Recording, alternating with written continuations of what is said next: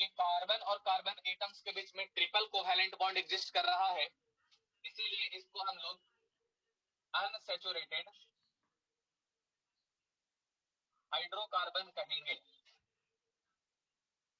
इसको unsaturated hydrocarbon हम लोग कहेंगे। अब अगर ये अनसैचुरेटेड हाइड्रोकार्बन है, इसको सैचुरेटेड कैसे बनाएंगे?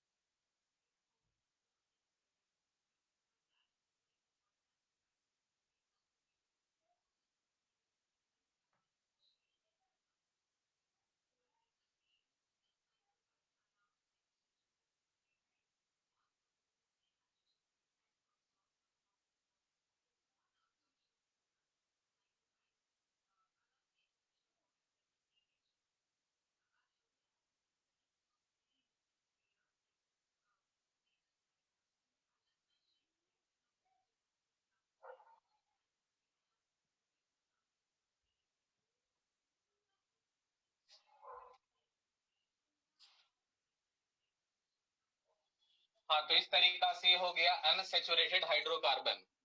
अब अगर इस अनसैचुरेटेड हाइड्रोकार्बन को सैचुरेटेड में अगर बदलना है, तो इसमें से दो बॉन्ड को तोड़ना होगा, तो दो बॉन्ड टूट जाएगा।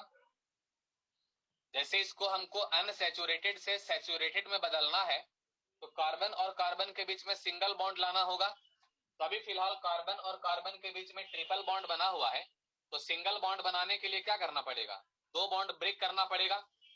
जैसे ही इसमें हम लोग दो बॉन्ड ब्रेक करेंगे, तो इस कार्बन का भी दो बॉन्ड वैकेंट हो जाएगा और इस कार्बन का भी दो बॉन्ड वैकेंट हो जाएगा। तो कार्बन और कार्बन के बीच में बचेगा सिंगल बॉन्ड, और यहाँ पर हाइड्रोजन था, यहाँ पर भी हाइड्रोजन था। जैसे ही बॉन्ड टूटा तो यहाँ पर भी एक बॉन्ड वैकेंट हो गया इस तरीका से, और इसका भी यहाँ पर एक बॉन्ड वैकेंट हो गया कुछ इस तरीका से। इसका भी कुछ इस तरीका से एक बॉन्ड वैकेंट हो गया और एक बॉन्ड और वैकेंट हो गया। अब बच्चों आप लोग देख सकते हो कि अगर ये वैकेंट स्पेस बन चुका है, तो इस वैकेंट स्पेस में हाइड्रोजन को कनेक्ट किया जा सकता है। तो इसमें हाइड्रोजन को कनेक्ट कर दो, इसमें हाइड्रोजन को कनेक्ट कर दो, इसमें हाइड्रोजन को और इसमें हाइड्रोजन को। तो इस तरीका से अब यहाँ पर कार्बन और कार्बन के बीच में सिंगल कोवैलेंट बॉन्ड बन गया। मतलब कि अब ये सैचुरेटेड बन गया कि अनसैचुरेटेड? तो यस, बिल्कुल सही आपने सोचा, ये अब सैचुरेटेड बन चुका है। तो अब इस हाइड्रोकार्बन को हम लोग सैचुरेटेड हाइड्रोकार्बन कहेंगे, और जो पहले ये वाला हाइड्रोकार्बन यहाँ पर जो आपको दिख रहा है, इस हाइड्रोकार्बन को हम लोग अनसैचुरेटेड हाइड्रोकार्बन कहेंगे। आई होप कि आपको अनसैचुरेटेड हाइड्रोकार्बन समझ में आ गया होगा। तो आप सभी स्टूडेंट इसका एक बार फिर से स्क्रीनशॉट ले लो, क्योंकि बोर्ड एक बार पूरा भर चुका है।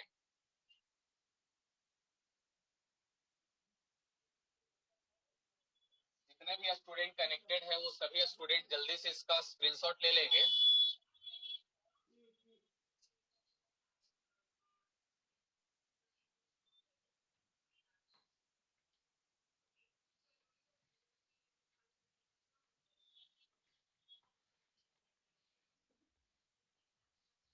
आई होप कि सभी स्टूडेंट आप लोग इसका स्क्रीनशॉट ले चुके होंगे। मैं जो बतलाया हूं, क्या इसमें किसी को कुछ पूछना है? अगर किसी को कुछ कंफ्यूजन है तो आप लोग पूछ सकते हो। क्या किसी को है कंफ्यूजन? तो लगता है कि किसी को कोई कंफ्यूजन नहीं है, क्योंकि कोई भी स्टूडेंट इसका हैंड रेज नहीं किए हैं। तो हम मान के चलें कि आप लोगों को ये पूरा समझ में आ गया है। तब इसके बाद मैं आपको आगे बतलाता हूं। ये सैचुरेटेड और अनसैचुरेटेड के बाद आगे हम लोग को पढ़ना है अल्केन, अल्कीन और अल्काइन। तो आइए हम लोग स्टार्ट करते हैं अल्केन, अल्कीन और अल्काइन को। तो बच्चों जो मैं यहाँ पर नाम बोला हूं, अल्केन, अल्कीन और अल्काइन, ये तीनों हाइड्रोकार्बन ही होता है, ये कोई अलग चीज नहीं है। जो मैं आपको हाइड्रोकार्बन स्टार्ट किया हूं आज, यही हाइड्रोकार्बन है ये तीनों। तो चलिए मैं आपको पहले यहाँ पर बतलाता हूँ अल्केन के बारे में। बच्चों ध्यान से सुनते रहिएगा और समझते रहिएगा। ये दो वर्ड के मिलने से बना हुआ है अल्क प्लस एन। अल्क को हम लोग बोलते हैं प्रीफिक्स, अल्क को प्रीफिक्स कहते हैं और एन को सफिक्स कहते हैं। तो एक हो गया प्रीफिक्स और एक हो गया सफिक्स। अब यहाँ पर प्रीफिक्स का भी अपना एक मतलब होता है और सफिक्स का भी अपना एक मतलब होता है। तो आइए हम लोग दोनों को पढ़ते हैं बारी बारी से। तो अल्क is prefix which depends upon number of carbon atoms. अल्क को हम लोग प्रीफिक्स कहते हैं जो नंबर ऑफ कार्बन एटम्स पे डिपेंड करता है। मतलब कि जैसे जैसे number of carbon atoms change करेगा वैसे वैसे अल्क के जगह पर नाम चेंज करना है। अब कैसे नाम चेंज करना है वो यहाँ पर समझिए। टेबल बना करके मैं आपको बतला रहा हूं। तो इस तरीका से यहाँ पर हम नंबर ऑफ कार्बन एटम्स लिखेंगे और यहाँ पर अल्क के जगह पर क्या इस्तेमाल करना है ये लिखेंगे। तो अगर नंबर ऑफ कार्बन एटम्स 1 होगा तो अल्क के जगह पर मिथ इस्तेमाल करेंगे। अगर नंबर ऑफ कार्बन एटम्स 2 होगा तो अल्क के जगह पर इथ यूज करेंगे। 3 कार्बन एटम्स के लिए प्रोप यूज करेंगे। 4 कार्बन एटम्स के लिए ब्यूट यूज करेंगे। 5 कार्बन एटम्स के लिए पेंट यूज करेंगे। 6 कार्बन एटम्स के लिए हेक्स यूज करेंगे। 7 कार्बन एटम्स के लिए हेप्ट यूज करेंगे। 8 के लिए ऑक्ट यूज करेंगे। 9 के लिए नोन यूज करेंगे और 10 के लिए डेक यूज करेंगे। इसी टेबल का हेल्प लेते हुए अल्क के जगह पर नाम हमेशा चेंज करना है। इसके बाद आते हैं एन पर। तो एन को हम लोग क्या कहते हैं तो सफिक्स कहते हैं। एन इज सफिक्स which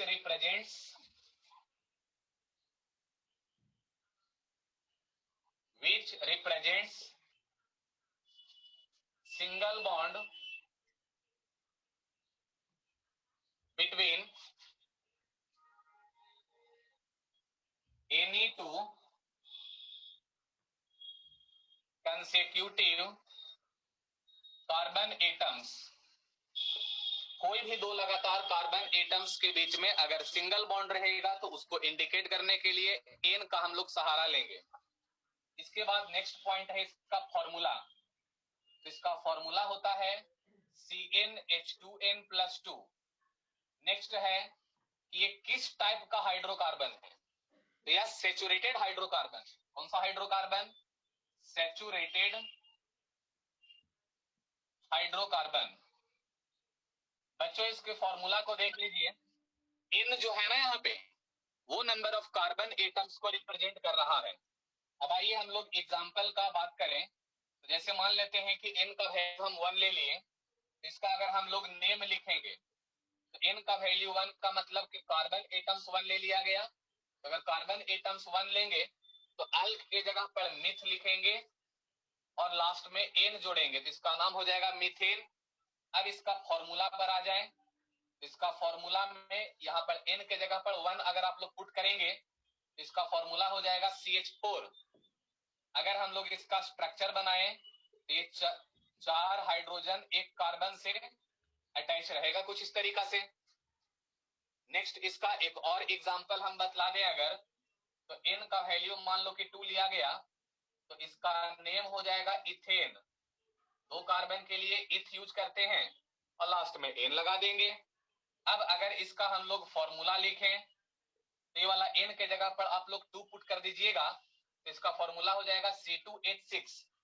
और अब अगर हम लोग इसका स्ट्रक्चर बनाएं तो 2 कार्बन को सिंगल बॉन्ड से कनेक्ट कर लिए और इसके बाद जितना जिसमें हाइड्रोजन का रिक्वायरमेंट है उतना हाइड्रोजन इसमें हम फिल कर देते हैं। तो ये इसका हो गया एग्जाम्पल। जल्दी से सभी लोग इसका स्क्रीनशॉट ले लो, बस कुछ सेकंड में वीडियो डिस्कनेक्ट हो जाएगा। जितने भी स्टूडेंट कनेक्टेड है वो इसका जल्दी से स्क्रीनशॉट ले लीजिए। मेरा उम्मीद है कि सभी लोग इसका स्क्रीनशॉट ले चुके हैं। तो क्या बच्चों आप लोगों को कहीं पर कुछ कंफ्यूजन है क्या? कहीं पर किसी को कुछ पूछना है? अगर पूछना है तो आप लोग हैंड रेज करके अपने कंफ्यूजन को दूर कर सकते हैं। क्या किन्हीं को कुछ कंफ्यूजन है?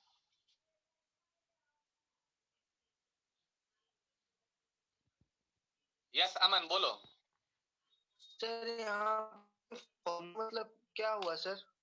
क्या यहाँ पे फॉर्मूला का मतलब क्या हुआ? अल्केन का फॉर्मूला का मतलब फॉर्मूला होता है? फॉर्मूला का क्या मतलब होता है? फॉर्मूला का मतलब फॉर्मूला होता है, मतलब शॉर्ट रिप्रेजेंटेशन। मतलब सर जैसे आपने C2H2N+2 दिया है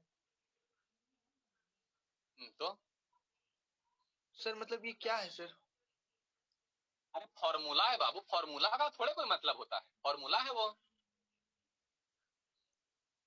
यस सर। म्यूट हो जाओ।